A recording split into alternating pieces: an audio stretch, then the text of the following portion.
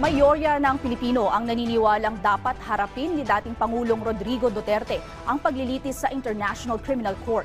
Ang detalye sa Balitang Pambansa ni Mela Lesmoras ng PTV Manila.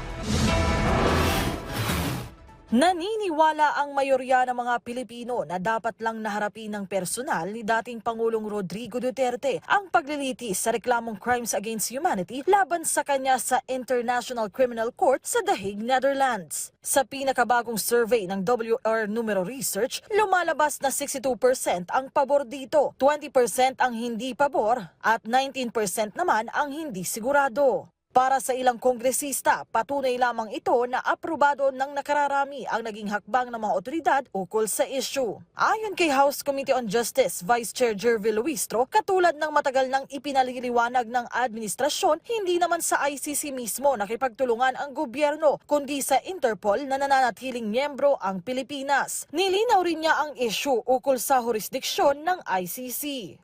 There is jurisdiction because the acts were committed during the time that the Philippines is still a member state. About why the Philippines cooperated, because Philippines is a member of the Interpol. We need the Interpol.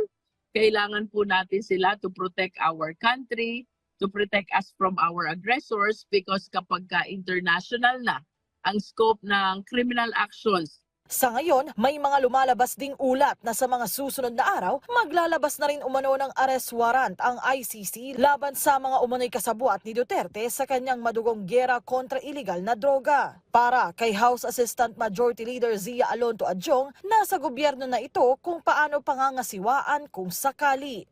This is entirely within, I guess, the administration has been very consistent in saying that we no longer deal with the ICC. But as to the jurisdiction where the ICC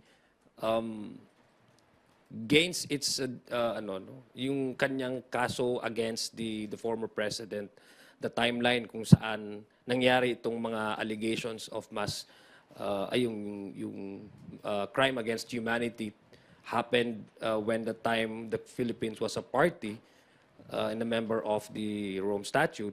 So let's see how this will unfold.